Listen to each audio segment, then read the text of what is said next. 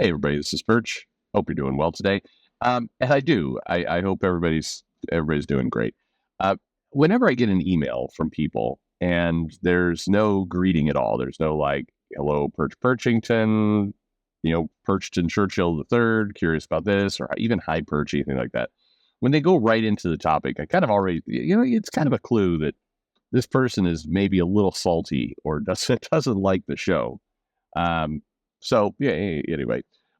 So this email feels like we're going down a dark path, but let's see. That's not,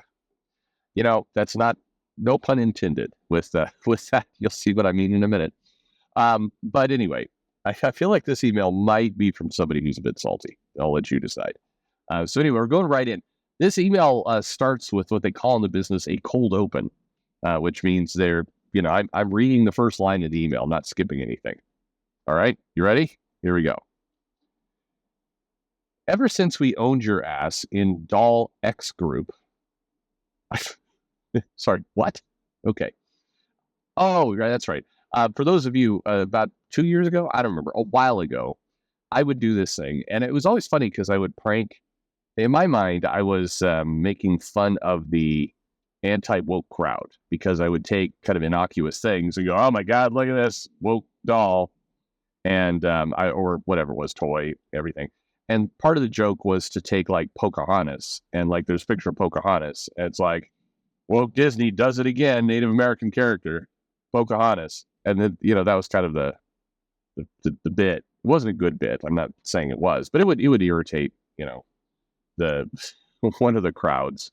And every now and then I'd get people all pissed off, like not at me, but like at whatever Disney was doing. And it was the same stuff. So anyway, but Disney did this race swapped dolls where they had like a black. It wasn't for the Little Mermaid turned black. It was like an Asian, Belle and I don't know, just a black Cinderella, kind of this different thing.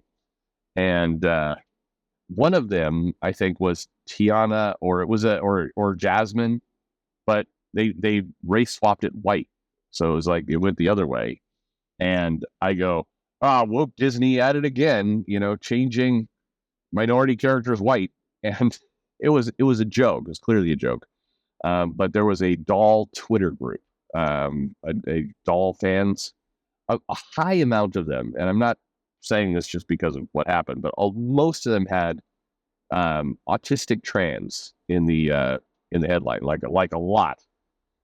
So anyway, it's an autistic trans doll group. They got really pissed off, and they all just started trying to ratio everything I did for a while. It was a fun time for everyone. Anyway, but if you're in a Twitter doll group, I don't really know you're owning any ass, or maybe actually, hang on, maybe. All right. Anyway, we don't. You get the idea. All right, back to the mail. Or since you're on Twitter, X doll group. Okay. I've been listening to your show. All right, I got to pause again. Why? The show doesn't have great production values. You're not here for the art on the screen. It's just random pictures I find. If you hate the show, like, why torture yourself? That would be absolute torture. It'd be like me waking up every day going, I'm going to start my day with 4 hours of Edie Brickell. Yeah. Like that. Like, why do that? You just, that's a terrible decision on your part. Don't, why? Anyway, okay. Well, this person owned my ass at a Twitter doll group and now listens to me regularly. So cool. Where will it go from here?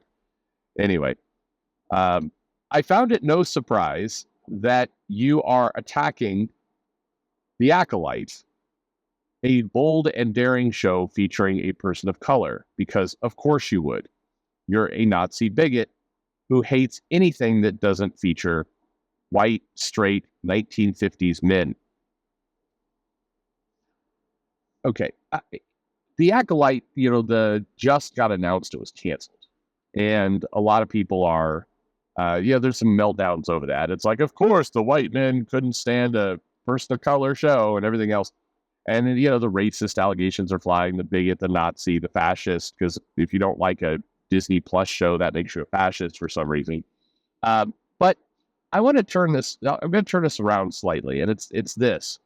We've seen a number of shows featuring non-traditional white actors male or female, and they've gotten canceled. They haven't done well, and you can go to like the non success of Birds of Prey the movie or Ghostbusters or the remake one or all kinds of things. But why is it that immediately when it doesn't succeed, you get the white male bigots. The audience is the problem.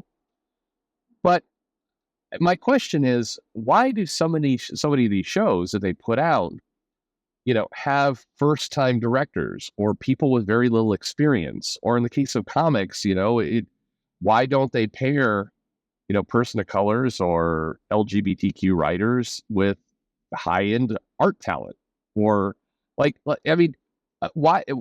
To me, like you look at the Acolyte. The writer director was clearly not ready for prime time. There were major kind of logic gaps. The show was paced bad. It wasn't a good show. And if one way of looking at it is it's the fans' fault, but another way to look at it is, why didn't Disney hire like some skilled writers and directors and like competent people to shepherd this show? If you want to introduce space lesbians, why not have why is Disney racist or bigoted and choose to, with all of these projects, put in people with very little experience at all? Same thing happened with the Marvels. It's like, a lot of the crew who brought it to life had no experience doing a movie, and that feels like it's like, hey, I'm rolling out the least qualified people to do this film or this comic, alongside a person of color actor. What isn't that unfair to the actor? Like you get the Squid Games guy in there, and then it's like let's surround them with a overblown budget and a bunch of people who've never done a film before, but it's the fans' fault it didn't work. You know what I mean? It's like I think first of all, I think calling somebody racist over a Disney Plus streaming show, you jumped the shark into stupidity. But if there's a call for racism and bigotry and just people doing this, maybe it's the people who made the decisions on the show who said, well, this particular show doesn't feature high draw white people, so let's just put the B team on this thing. We've got twin black protagonist antagonist in the Acolyte, and and we're gonna do space lesbians. I know, let's pick people who have never done a show before and have very little experience doing this. That's what this group deserves. Like, right? Anyway, it's just anyway. But anyway, the mail goes on. It says lots of you fanboys are screaming about Star Wars canon being destroyed and damage to the quote lore unquote. Lore is just another tool of the racist patriarchy that wants to insist that that things, I'm presuming shows, can never move forward and always has to be stuck in their 1950s white lifestyle. What's the obsession with the 50s? Anyway, I wasn't alive during the 50s, so I can't comment. I wasn't alive during the 60s either, so I'm 2 decades removed from. There must have been, like, the 50s must have been just lit, just blowjobs everywhere, and drunk at 11 o'clock in the morning. I don't know. I got to look into this 50s thing anyway. Lore, this continuity, blah blah blah.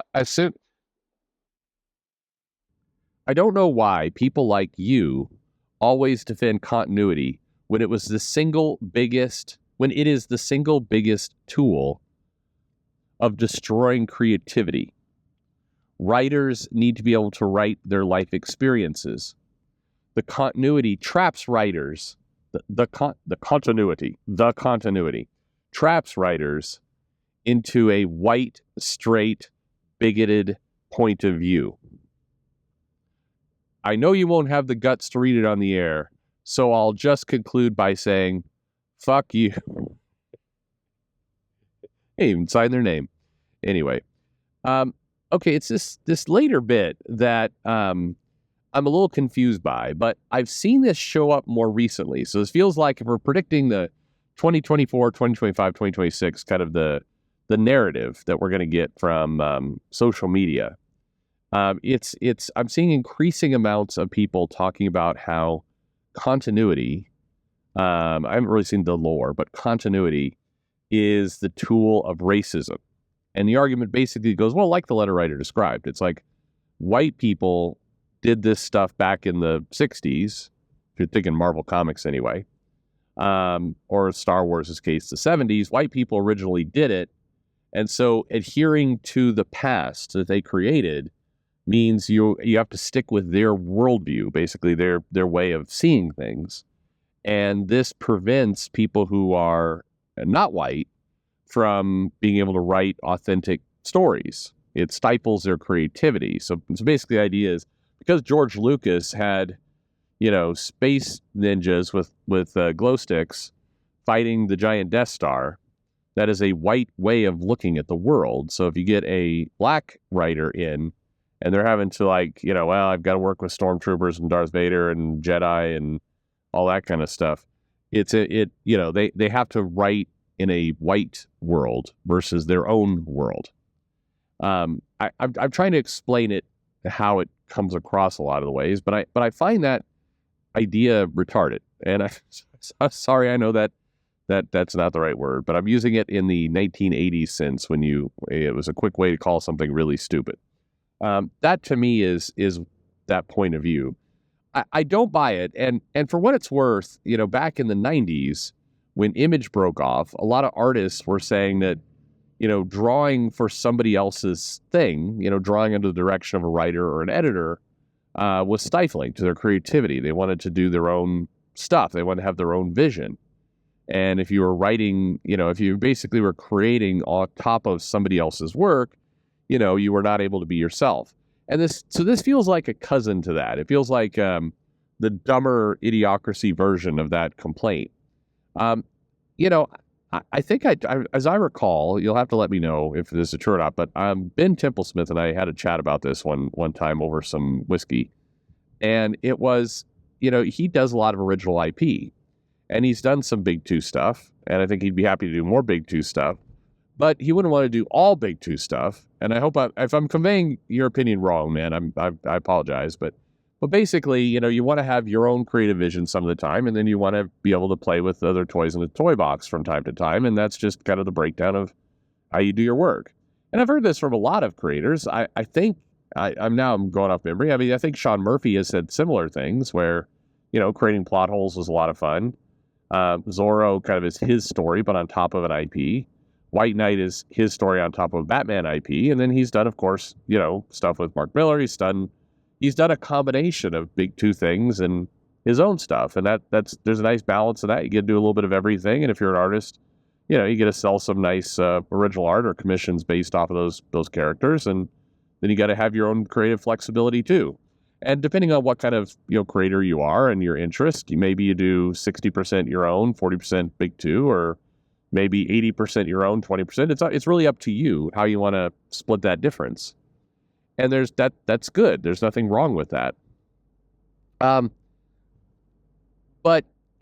I think that there have been people who do the Big Two stuff, but then are very resentful. Basically, they want the ability to work on something that's already selling hundreds of thousands of copies. In the case of Star Wars, create something in the universe that has built-in brand recognition. But they also do not want to use what came before and leverage the power of many to do their own thing. And so it's like, it's a cake and eat it too. It's like, I would like to get paid for going to a job, but I would like to not go to the job. Those two don't work. And so I think that there's a lot of, as you can see here, increasingly dumb ways to describe this. The lore is a trap. I mean, lore is a trap of the racist patriarchy. I mean, wow. But so if that's the case, then I think you need to go and, create your amazing work. You don't belong on Superman. You don't belong on Spider-Man. You don't belong in Star Wars. If you think that Star Wars has a, toxic, racist, patriarchal history to it, then, the thing you should do is show those people how it's done by making your own original work. That's what you should do. Coming in and saying, again, I want all the money and the benefit from this IP, but once I get in there, I want to radically change it and make it something completely different because that's the only way I can express myself as a creator. Nah. Nah. Nah. That doesn't work. It is somebody else's toys that you're playing with. And you can create, the other part that I think is the fallacy here is you could be creative on top of somebody else's work. Comic books is an amazing example of that. Frank Miller came along and redefined Daredevil. Yes, I understand he's white, but he wrote a very different Daredevil that is stood the test of time of being a major work, major thing. We've seen a number of creators. We've seen Christopher Priest come in and write pretty amazing stuff with Deathstroke and with other characters that are, in theory, have a quote unquote white history. We've seen George Perez come in and do, again, some of the most legendary work of DC's entire lineup. I mean, if you're thinking DC creators, DC Comics, and you're like top 10 legends for DC, George Perez is going to be on that list for sure. I think it's a little bit more of a race with Marvel because he just did a little bit less time there. But, George Perez, Avengers, you're telling me that George Perez was stifled and couldn't, do a good Avengers or Titans or Wonder Woman because creators that came before him were white? That's insane. You can have an amazing creative voice to a brand new project or to existing IP. It's really up to you and your skills. But the idea that it has to be destroyed because I'm creative and I'm not the same race or gender or sexuality as somebody who wrote the comic originally or Star Wars originally, that's just an insane way of looking at things. And more importantly, it's just a sad way of looking at things. Why would you limit yourself in that way?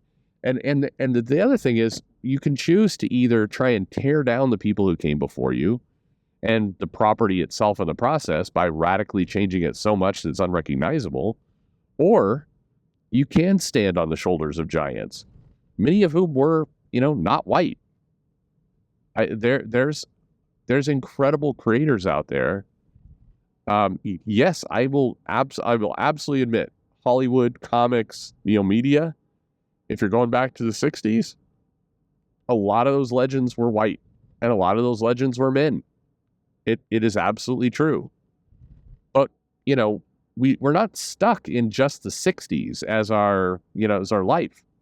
Louise Simonson is hands down one of the best writers to ever pick up a pen or type or whatever, however she did it, in the X universe. Again, if you're talking about kind of legendary writers in Marvel, over time, the best writers in the world, Louise Simonson is going to be on that list. Not a white guy. So why wouldn't you choose to stand on the shoulders of that giant? Louise Simonson was actually not very tall, so that, but it'd be metaphorically. They're there, and you could do amazing things. But if you find yourself going, I really have no way of relating to Spider-Man because I am not a white teenager or however old Spider-Man is these days, you shouldn't be writing Spider-Man. You're the wrong person for the job. Step aside, let somebody else do it. Anyway, I think to the letter writer, you sound very angry. Stop listening to the show. Start listening to Edie Brickell.